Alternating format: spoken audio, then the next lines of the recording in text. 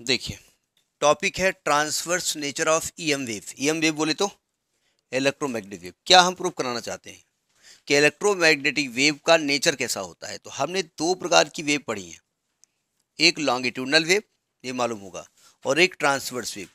Longitudinal wave और transverse wave होती क्या है, अनुप्रस्थ और अनुदैर्ध्य। ठीक है, ये जो ट्रांसवर्स है ये आपका अनुप्रस्थ होता है, अनुप्रस्थ होता है। ठीक है, हम अजीब अनुप्रस्थ को बड़ी कठिन तरीके से हमने जो है याद किया है। हमने अनुप्रस्थ को याद करने के लिए याद किया इंद्रप्रस्थ। इंद्रप्रस्थ की राजधानी, मतलब उसमें पांडवों का राजा राजा था। राजा लोग घोड़े चलते थे, घोड़े ऐसे टप टप टप ऐसे ऐसे चलते थे, यानी कि वेव के चलने के परपेंडिकुलर ऑसिलेशन होते हैं। ये ऐसे याद किया है हमने याद करने का तरीका आप क्या करें। तो देखिए, तो हमने पढ़ा उसमें कि जैसे कुछ वेव होती हैं, जब वेव चलती है तो मीडियम पार्टिकल वेव के चलने के परपेंडिकुलर चलते हैं। जैसे मान लीजिए एक रस्सी हम ले लें, एक रस्सी ये ले लें इसमें, है ना, और इस रस्सी को यहाँ कहीं टाइट से बांध दें, और इस रस्सी में बहुत सारे पॉइंट्स 1 2 3 4 ऐसे कर लें, और ये वाला किनारा आप उठाएं और इस रस्सी को कैसे झड़क दीजिए। तो क्या ये वाला किनारा यहाँ पहुँच जाएगा? नहीं पहुँचेगा ना। लेकिन वेव तो ऐसे चलेगी ना। तो ये वेव के चलने की डायरेक्शन है, और वेव चलेगी कैसे, इस फॉर्मेट में। तो ये वाला पार्टिकल कहाँ पहुँच गया, यहाँ पहुँच गया, ये वाला यहाँ पहुँच गया, ये वाला यहाँ पहुँचा, ये वाला यहाँ पहुँचा, यहाँ पहुँचा, यहाँ पहुँचा। तो क्या देख रहे हैं आप कि जो मीडियम के पार्टिकल हैं वो वेव के चलने के परपेंडिकुलर ऑसिलेट कर रहे हैं, लंबवत चल रहे हैं। इस प्रकार की वेव क्या कहलाती है, ट्रांसवर्स वेव या अनुप्रस्थ तरंग कहते हैं। अनुप्रस्थ नहीं, अनुदैर्ध्य, हाँ अनुप्रस्थ कहते हैं। साउंड में क्या होता है, साउंड में जो मीडियम पार्टिकल होते हैं वेव के चलने के अलॉन्ग चलते हैं, तो उसको हम कहते हैं लॉन्गिट्यूडनल वेव। तो हमें प्रूफ करना है कि जो ईएम वेव होती है और ट्रांसवर्स वेव होती है। अब कैसे प्रूफ करेंगे जरा समझिएगा। हम इसको कॉन्ट्राडिक्टरी मेथड से प्रूफ करेंगे। विरोधाभास मेथड कहते हैं इसको। कॉन्ट्राडिक्टरी मेथड कभी पढ़ा है आपने? कॉन्ट्राडिक्टरी मेथड क्या होता है, जो प्रूफ करना हो उसको उल्टा मान लीजिएगा, जो प्रूफ करना हो उसको उल्टा मान लीजिएगा, ठीक है, और बाद में गलत साबित कर दीजिएगा हम गलत कर रहे हैं। तो हम करेंगे क्या, हम वेव को एक्स डायरेक्शन में ले जाएंगे और हम कहेंगे जो इलेक्ट्रिक कंपोनेंट है ना वो एक्स डायरेक्शन में ही ऑसिलेट कर रहे हैं, और उसको बाद में हम गलत प्रूव करेंगे। ठीक है, तो थोड़ी कहानी लिखिए। Consider a plane electromagnetic wave, consider a plane electromagnetic wave, a plane electromagnetic wave traveling in x direction, traveling in x direction, in x direction. Let a b c d e f g h, a b c d e f g h capital है, नाम है, is a पैरेललोपाइपेट। अभी हम बता रहे हैं क्या होता है। इज अ पैरेललोपाइपेट एक घनाभ है, पैरेललोपाइपेट,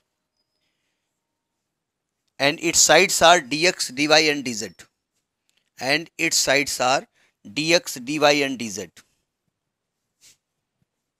dx, dy and dz parallel to x, y and z axis respectively.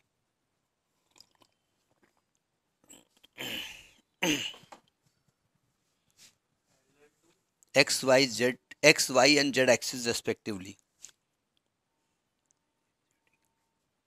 देखिए, पैरेललोपाइपेट होता क्या है, जैसे आपने रेक्टेंगल पढ़ा, रेक्टेंगल में सभी एंगल कितने डिग्री के होते हैं, 90 डिग्री के होते हैं। और जब इसी को 3D में आप बना देते हो तो ये हो जाता है आपका क्यूबाइड हो जाता है ना। और अगर ये 90 डिग्री ना हो तो वो होता है पैरेललोग्राम, और ये पैरेललोपाइपेट हो जाता है। ठीक है, ये पैरेललोपाइपेट ऐसे बन सकता है, हम बनाएंगे ऐसे नहीं, जबकि हमने इसको नाम दे दिया है, ऐसे बन सकता है। ठीक है, यानी एक तरीके से ये क्यूबाइड ही है।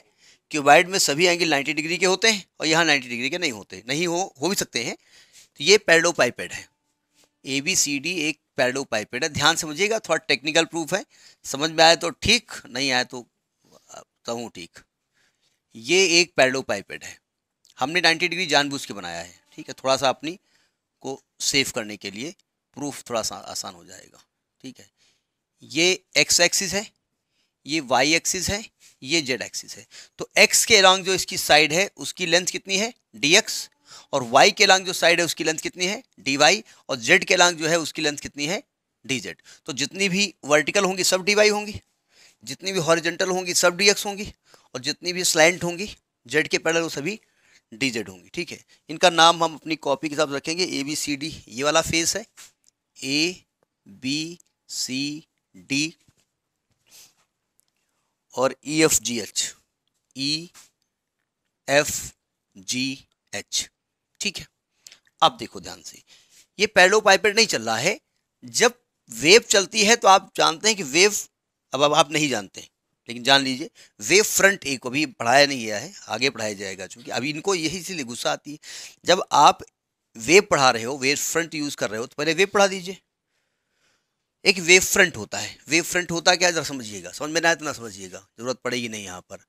जैसे आप किसी भी सिस्टम में एक ऐसा सरफेस खींचे कि उस सरफेस के सभी पार्टिकल सेम ऑसिलेशन में या सेम फेस में ऑसिलेट करें, तो इसको वेव फ्रंट कहते हैं। समझ में नहीं आई बात?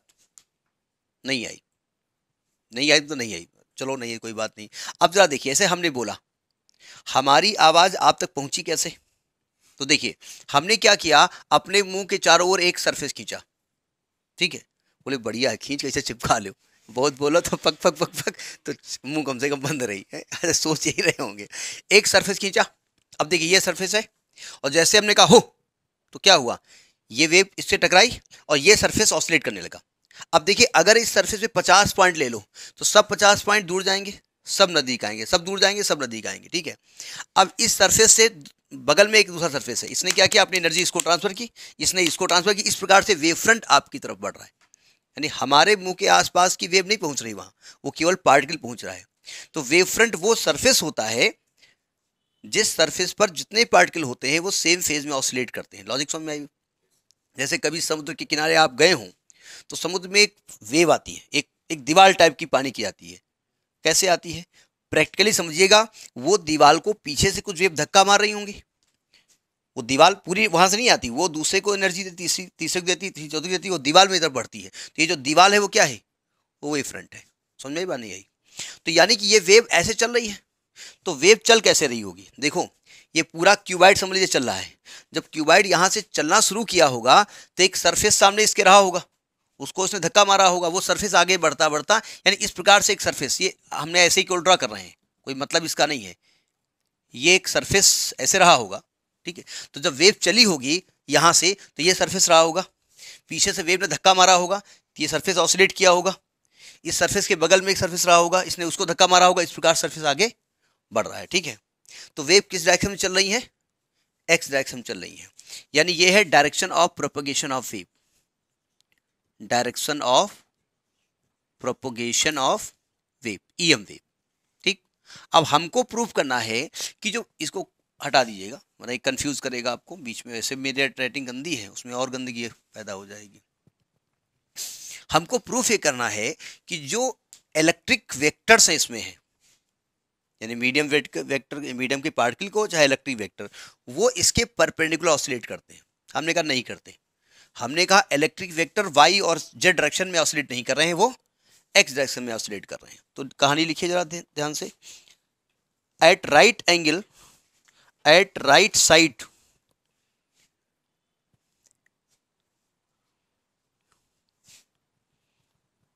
नहीं मत लिखिए, पैराग्राफ से लिखिए, let EX and E dash X, let EX electric vector है EX and E dash X, E dash X are the electric vectors, are the electric vectors, are the electric vectors at the surface, at the surface ABCD and EFGH, ABCD and EFGH। अब सावधान, बस यहीं से proof आपका start हो गया है। देखो ध्यान से, ये जो पैरेललोपाइपेड है ना, ये पैरेललोपाइपेड कुछ नहीं है, एक वेव चल रही है। ठीक है, वेव का ये सरफेस है, पीछे से वेव ने इस सरफेस को धक्का मारा, ये सरफेस वैसे तो इससे ऑसिलेट करेगा, क्योंकि सरफेस के मॉलिक्यूल ऐसे ऑसिलेट करेंगे ना, वेव आगे बढ़ेगी और सरफेस ऐसे ऑसिलेट करेगा। लेकिन हमने क्या माना है कि सरफेस ऐसे ऑसिलेट कर रहा है, यानी इसी डायरेक्शन में इलेक्ट्रिक वेक्टर चल रहे हैं, इसी डायरेक्शन में वेव भी चल रही है। ठीक है, तो हमने कहा क्योंकि इलेक्ट्रोमैग्नेटिक वेव में इलेक्ट्रिक फील्ड चेंज होता है, तो हमने कहा ABCD जो सरफेस है, यहां इलेक्ट्रिक फील्ड क्या है, EX, और यहां हमने क्या माना, E'(x). और बाद में हम प्रूफ कर देंगे कि इस डायरेक्शन में कोई भी इलेक्ट्रिक वेक्टर नहीं है। ठीक है, अच्छा इसमें कितने सरफेस हैं, 8 सरफेस हैं। अब बताइए क्या इस पैरेललोपाइपेट के अंदर कोई चार्ज रखा हुआ है, इस पैरेललोपाइपेट के अंदर कोई चार्ज रखा हुआ है, तो इससे इलेक्ट्रिक फ्लक्स कितना पास होगा, 0। तो आप लिखेंगे as there is no charge. क्या हम चाहते क्या हैं, हम इलेक्ट्रिक फ्लक्स 0 करेंगे अकॉर्डिंग टू गॉस थ्योरम। ठीक है, फिर इलेक्ट्रिक फ्लक्स का फॉर्मूला क्या होता है, E इंटू डी ए, तो E वहां इंट्रोड्यूस हो जाएगा। ठीक है, तो as there is no charge inside the पैरेललोपाइपेट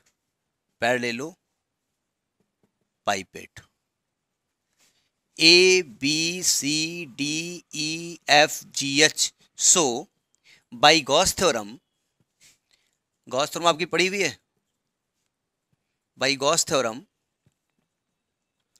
close integral E dot ds will be 0, नहीं होगा। अब सभी सरफेस से फ्लक्स निकालना पड़ेगा ना, कितने सरफेस हैं, 8, तो 8 के लिए आपको इसको ओपन करना पड़ेगा। भाई इंटीग्रल का मतलब सिग्मा होता है ना, इंटीग्रल का मतलब क्या होता है, सिग्मा होता है, तो सिग्मा करोगे सबके लिए ऐड करना पड़ेगा ना। अब जरा ध्यान से देखिएगा, क्योंकि ये रब कर दें, ये वाला, इस वाली टांग हटा दें इसकी, ये है मतलब।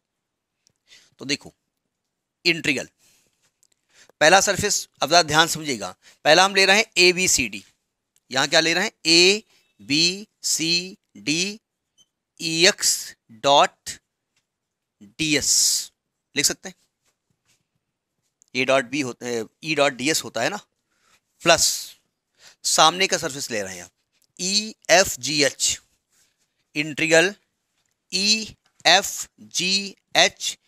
E'(x) dot ds।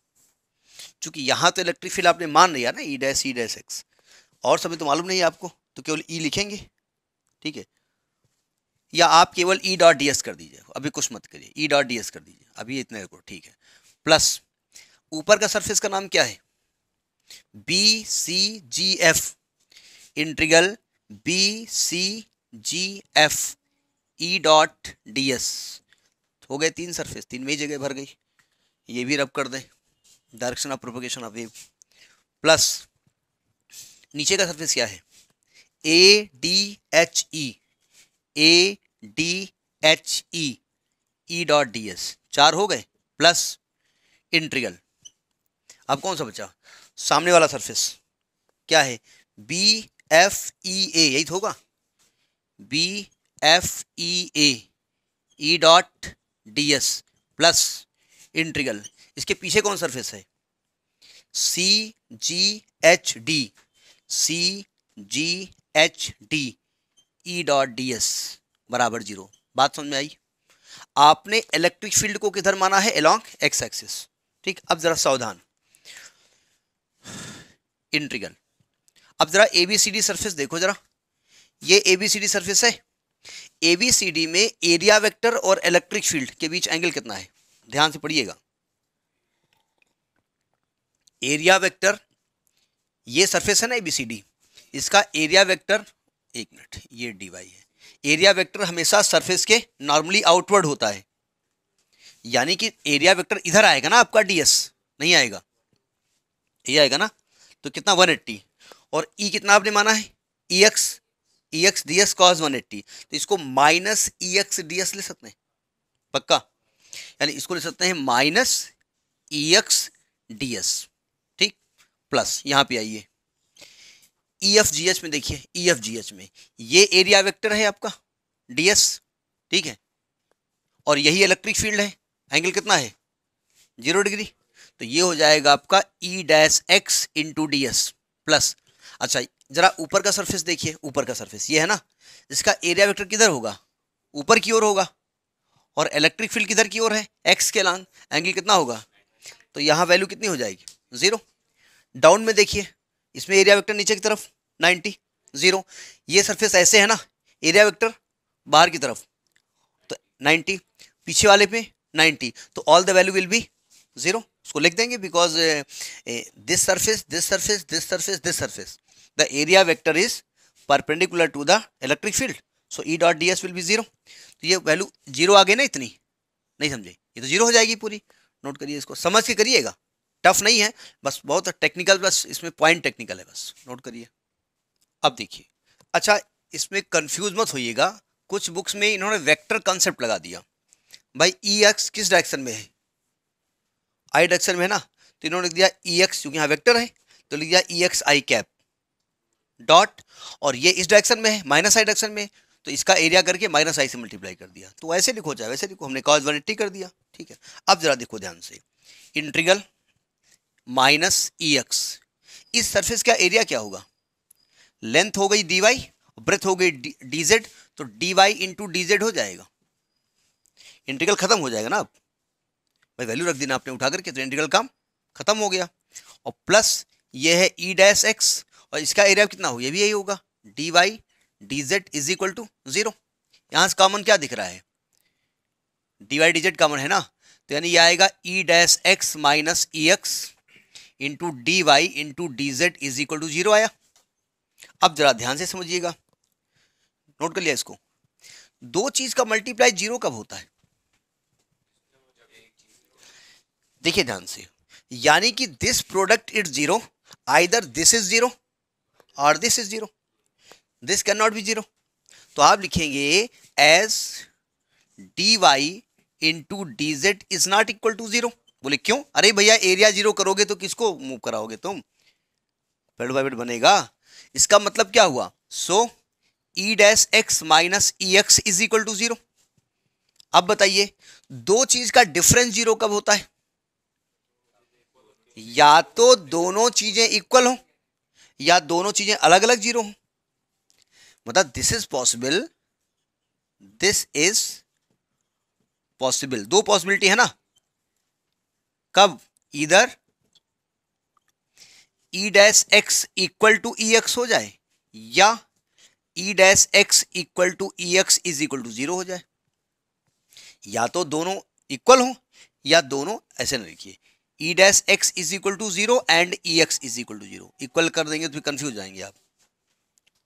अच्छा, चूंकि ये इलेक्ट्रोमैग्नेटिक वेव है, इसकी वैल्यू चेंज होती रहती है, तो दोनों सेम है नहीं, ये दोनों सेम नहीं है, as E dash X is not equal to E x.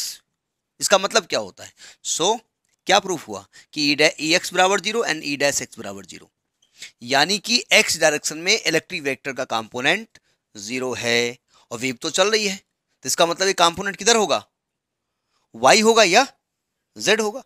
Note करिएगा, इसको स्टेटमेंट लिखवाते हैं। लॉजिक समझ में आया नहीं आया, चूंकि ये दोनों सेम नहीं है, इलेक्ट्रोमैग्नेटिक वेव की वैल्यू चेंज होती रहती है, ठीक है। वेरिंग इलेक्ट्रिक फील्ड, ने कहा था time varying electric field, electric field जब वेरी करता है तभी तो मैग्नेटिक फील्ड क्रिएट होता है ना, तो इसका मतलब इसकी वैल्यू इक्वल है नहीं, इसका मतलब दोनों का डिफरेंस 0 तभी हो सकता है जब दोनों अलग अलग 0, ठीक है। नोट करिए, तो लिखिए, it means there is no electric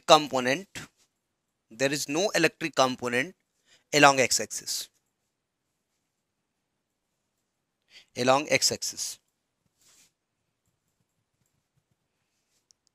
इसका मतलब ये या तो y के अलॉन्ग होंगे या तो z के अलॉन्ग होंगे। This shows that electric component is along y axis or z axis, electric component is along y axis or z axis. Similarly, magnetic components are also along y or z axis. Magnetic component are also along y और z axis. अब आप एक question पूछिए, ये रब कर देना diagram. आप कहेंगे अच्छा बेटा तुम अब बताओ, नहीं मन में सोच रहे होंगे सौर साहब बेटा ये बताओ, इलेक्ट्रिक कंपोनेंट एक्स के अलॉन्ग नहीं है तो ये कैसे आपने बता दिया वाई के अलॉन्ग है जेड के अलॉन्ग है। भैया वेव तो चल रही है, और वेव में है क्या क्या, इलेक्ट्रिक कंपोनेंट भी है और मैग्नेटिक कंपोनेंट है, तो वो कंपोनेंट चल तो रहे हैं। अब एलॉन्ग एक्स एक्सिस नहीं चल रहे हैं तो कहाँ जाएंगे, बोले नहीं भैया, एक्स से थीटा एंगल बनाते हुए चल रहे, ये भी तो हो सकता है, नहीं हो सकता है भैया। अगर एक्स से थीटा एंगल बनाने पे चलेंगे तो उसका एक कंपोनेंट इधर भी तो होगा, और हम कह रहे हैं कि कोई भी कंपोनेंट एक्स के एलॉन्ग नहीं है, तो इसका मतलब तभी हो सकता है जब ये कितना एंगल बनाए, इससे 90 डिग्री बनाए। ठीक है, तो ये आपका डायरेक्शन हो गई जाकर के। अब क्वेश्चन ये उठता है कि भाई हम y के एलॉन्ग माने ई को या z के एलॉन्ग माने, अब ये भी लफड़ा आता है। तो देखिए ध्यान से, एक्चुअली में जो c होता है वो e क्रॉस b होता है, e cross b is equal to c है, ये एक रिलेशन होता है। ठीक है, अब देखो ध्यान से, अब c तो i के एलॉन्ग है, ठीक है, और अगर ये y के एलॉन्ग है और ये z के एलॉन्ग है, तो क्या j क्रॉस k की वैल्यू i होती है? आपने क्रॉस प्रोडक्ट पढ़ा होगा, वो 11th क्लास पढ़ा था, once upon a time there was 11th class. यहाँ इज तो याद नहीं है, वाज की बात कर रहे हो, आपको याद होगा। हाँ समझ गए समझ गए, अब मैं समझा दे रहा हूँ, माइनस होगा, क्योंकि हम बहस कर रहे हैं इसलिए माइनस होगा। ये है आई, ये है जे, ये है के।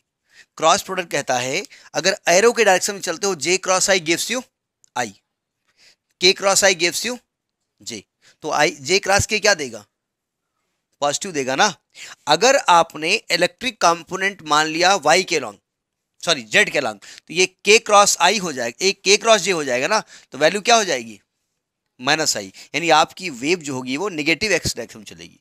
तो अगर आपने वेव को एक्स डायरेक्शन में ले जाना है, मतलब वेव की डायरेक्शन, तो इलेक्ट्रिक कंपोनेंट किधर होना चाहिए, वाई के लॉन्ग होना चाहिए, और मैग्नेटिक कंपोनेंट जेड के लॉन्ग होना चाहिए।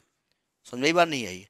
अब इसको रिप्रेजेंट कैसे करें, तो डायग्राम हम बड़ी बहादुरी से बनाने तो जा रहे हैं, लेकिन हम बड़ा घटिया टाइप का डायग्राम बनाते हैं, तो नहीं बनाना आता तो करें क्या। पहली बात तो ये समझ लीजिएगा, ये time varying electric and magnetic field है, मतलब इलेक्ट्रिक और मैग्नेटिक फील्ड दोनों वेरी करेंगे, जहां इलेक्ट्रिक मैक्सिमम वहां मैग्नेटिक मैक्सिमम। तो देखिए आप ऐसा करेंगे कि ये इलेक्ट्रिक कंपोनेंट दिखा दीजिएगा, दिखा दिया, ये इलेक्ट्रिक कंपोनेंट ऐसे चलेंगे ना, ये वैल्यू ज़्यादा फिर कम फिर ज़्यादा फिर ऐसे चलेंगे ना, ये इलेक्ट्रिक कंपोनेंट दिखाया आपने। ठीक है, अब मैग्नेटिक कैसे दिखाएंगे, मैग्नेटिक कंपोनेंट किधर जाएंगे, जेड के लॉन्ग, तो ई के परपेंडिकुलर जेड के लॉन्ग चलिए, ऐसे वैल्यू ऐसे ही बढ़ाएंगे आप, जहां ये कम तो ऐसे दिखाया जाएगा, ये मतलब ये ऐसे लेटती हुई वेव आएगी। ठीक है, ये इस ऐसे नहीं बन रही है, यानी ये वेव सीधे जाएगी और ये वेव ऐसे जेड के लॉन्ग जाएगी। तो किताब से बना लीजिएगा, हम कितना बढ़िया बढ़िया बताएं, बना नहीं पाएंगे बढ़िया। ठीक है, ये तो पॉइंट बढ़िया बना है, ये आ जाएगा, थोड़ा इसको बढ़ा दीजिए, यहाँ पर ऐसे कर दीजिए, बस यहाँ पर इसको मैक्सिमम कर दीजिए, यहाँ कम कर दीजिए, बस आ जाएगी वेव। तो ये आपका मैग्नेटिक कंपोनेंट होंगे, ठीक है, और ये इलेक्ट्रिक कंपोनेंट होंगे। तो इस प्रकार से वेव चलेगी, जहां E0 ये आपका इलेक्ट्रिक फील्ड है, ये मैग्नेटिक फील्ड है। अब ये EM वेव चलती कैसे है, सन से इलेक्ट्रोमैग्नेटिक वेव चली, इलेक्ट्रिक कंपोनेंट चला, वेरिएबल है ना, वो चेंज हो रहा है ना, तो चेंजिंग इलेक्ट्रिक फील्ड अपने आप क्या बना देता है, मैग्नेटिक फील्ड, और चेंजिंग मैग्नेटिक फील्ड अपने आप क्या बना देता है। तो रास्ते में कुछ बनाने की जरूरत नहीं, आपस में खुद ही खाना पकाना सीखते हुए जाएंगे। मैं चेंज हो रही हूँ तुम भी चेंज हो जाओ, मैं चेंज हो रही तुम भी चेंज हो जाओ, ले पार्टी, सब चलते रहते हैं। आप रास्ते में कोई ज़रूरत पड़ती नहीं किचन की, खाना पकाना खेलते हुए चले आते हैं। ठीक है, इसको डायग्राम किताब से बना लेना, हम बता तो रहे बढ़िया है, लेकिन घटिया भी लग रहा है। ठीक, नोट करिए इसको। तो ये आपका है, हाँ बढ़िया तो लगेगा ना, मजबूरी हमारे सामने, बढ़िया नहीं घटिया कहोगे क्या, नोट करिए।